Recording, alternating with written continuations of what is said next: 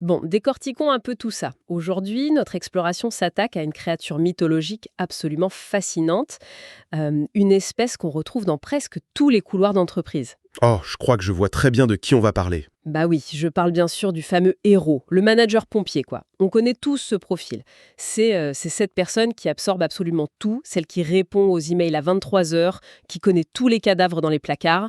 Ouais, et toutes les astuces informatiques tordues pour faire marcher le vieux logiciel de 2012. C'est ça. Et qui systématiquement sauve la boutique in extremis le vendredi à 18 heures. Et face à ce spécimen, la réaction de l'écosystème est toujours la même. On applaudit à tout rompre, on loue un engagement sans faille, Alors que, bon, c'est un désastre en réalité. mais complètement. Et donc notre mission aujourd'hui, en nous plongeant dans une série d'articles pointus détaillant la logique Joker Impact, c'est de déconstruire cette romantisation toxique du surmenage. Car selon nos sources, cette adoration du sauveur cache l'une des plus grandes hypocrisies du monde du travail contemporain. Ce qui est fascinant ici, c'est la mécanique invisible de cette hypocrisie. En fait, on a collectivement tendance à célébrer ces individus comme si leur existence même et leur sauvetage à répétition, c'était une preuve irréfutable de la force de l'organisation. Ouais, on les érige en modèle de dévouement, quoi. Exactement.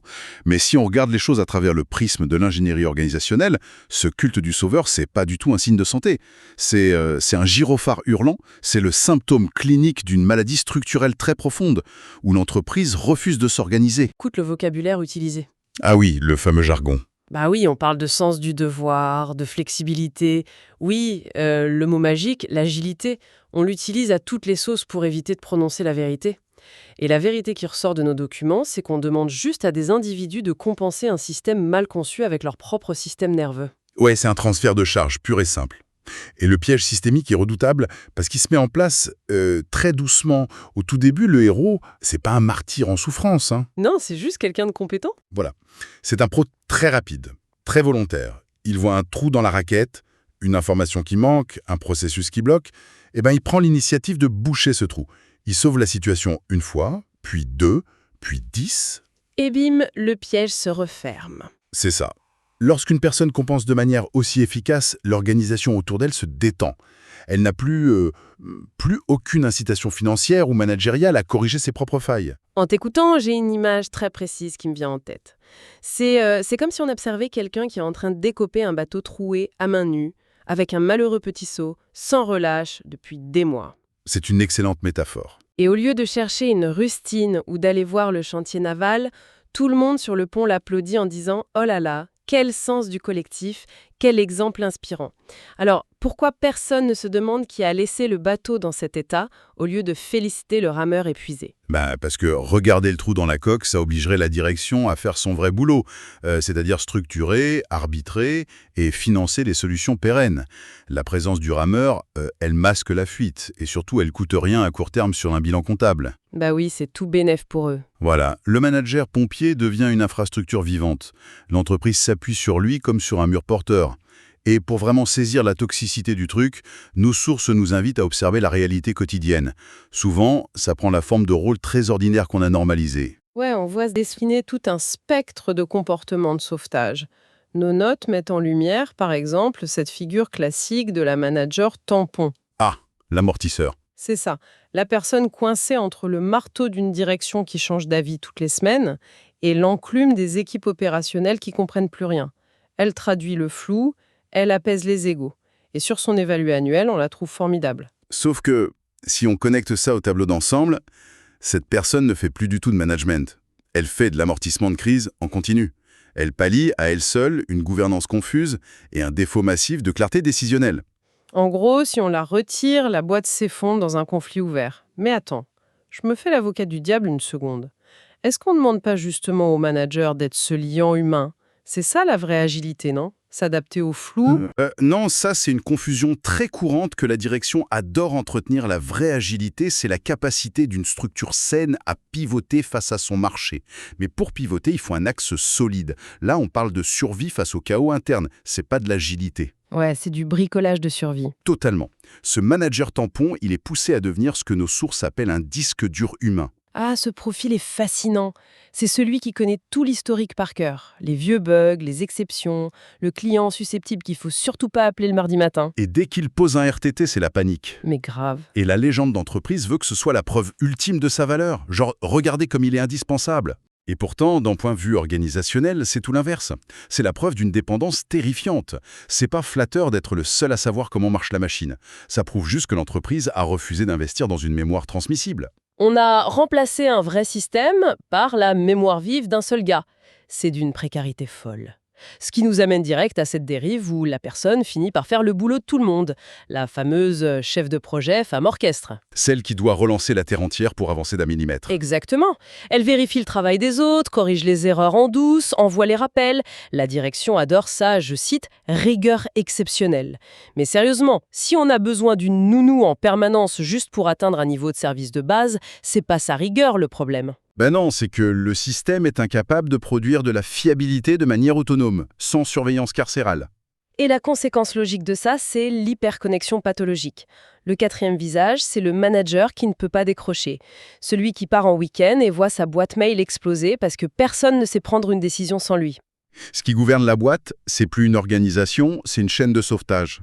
Le cadre est pas stable, donc l'individu devient le stabilisateur central. Et la société trouve le moyen d'applaudir ça ? Genre, regardez, il a réglé le problème depuis la plage, quel héros ? Mais c'est là que ça devient vraiment intéressant. Parce que de l'extérieur, l'illusion fonctionne, les projets sortent. Mais la facture est colossale.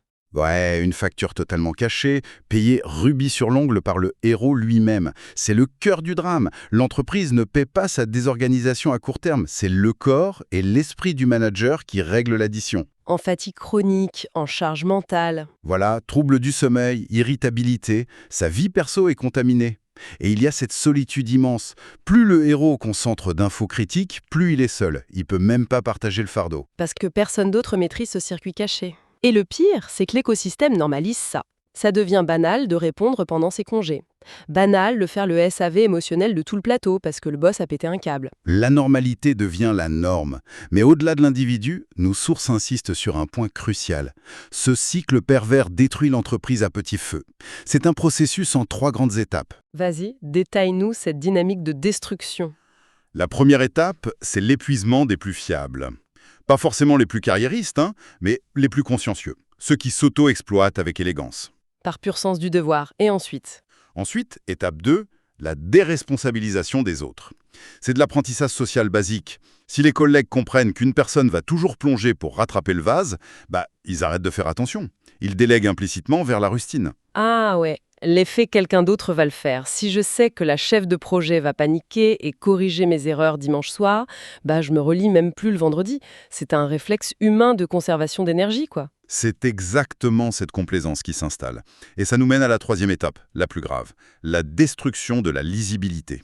C'est-à-dire ? En tant que direction, à cause de ces héros qui colmatent les brèches en silence, il devient impossible de savoir si un succès est dû à un bon processus ou au sacrifice d'un manager qui n'a pas dormi du week-end.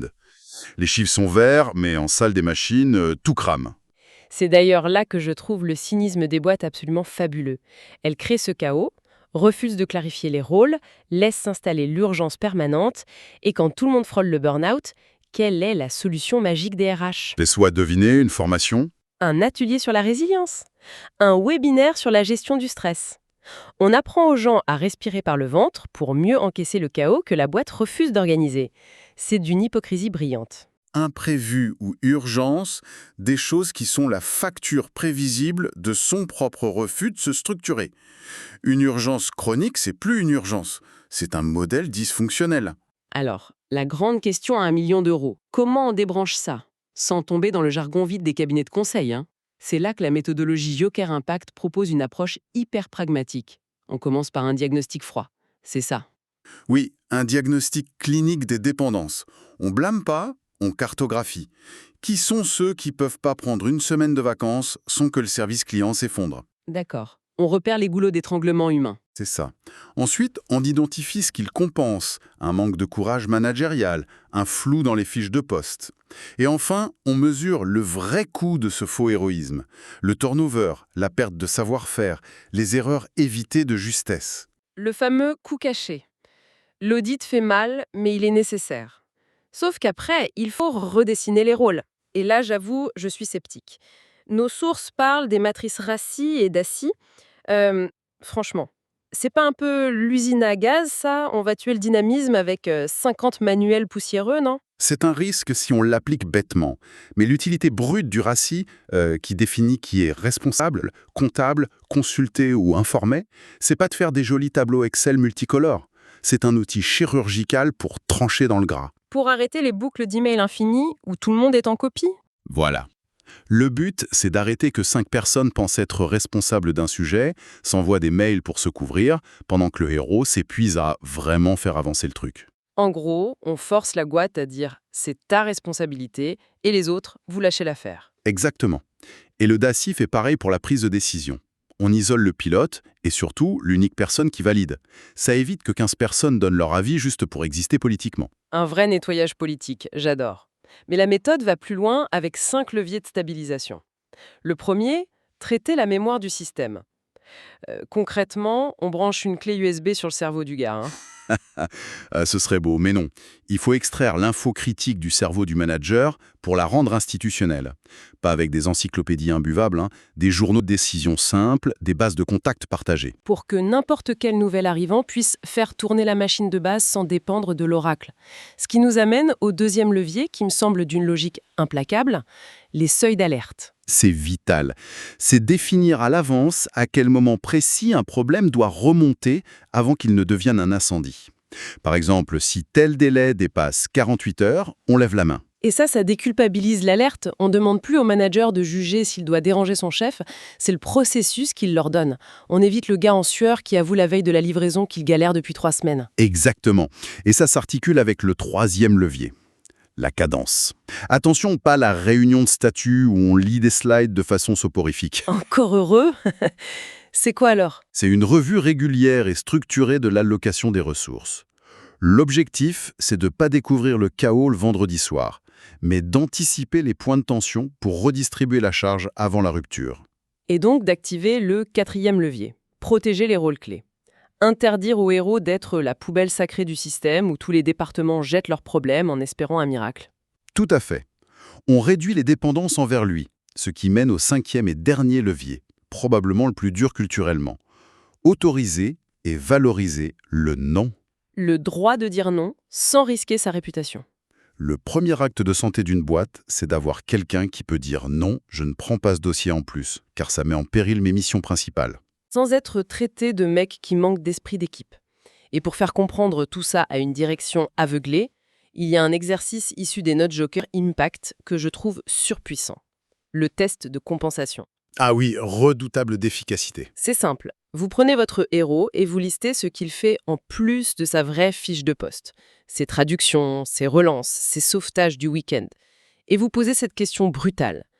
Si on lui interdit formellement de faire ça demain matin, quelle structure officielle doit exister pour que la machine tourne? Et là, l'illusion se dissipe. On sort de la psychologie de comptoir du genre « elle est très engagée » pour entrer dans l'architecture pure. Qu'est-ce que notre organisation exploite silencieusement à travers son dévouement? On cesse de réclamer des efforts individuels surhumains. Pour enfin réclamer un cadre collectif fonctionnel. Ce qui nous amène à la conclusion évidente de notre analyse. Il faut transformer notre vision du bon management. Passer de l'admiration puérile de la souffrance à une exigence de solidité systémique. Un grand manager, c'est un bâtisseur, pas un pompier. C'est pas celui sans qui tout s'écroule dans une pluie d'étincelles. C'est la personne invisible qui a sécurisé le terrain en amont. Celui qui a fait en sorte que son équipe n'ait plus jamais besoin de courir plus vite que les flammes. C'est un miroir implacable tendu à l'auditoire. À quiconque nous écoute en ce moment et porte l'organisation à bout de bras. Ceux qui se disent en boucle, ça ira mieux après les congés d'été. La fameuse phrase qu'on s'est tous dite. Voilà.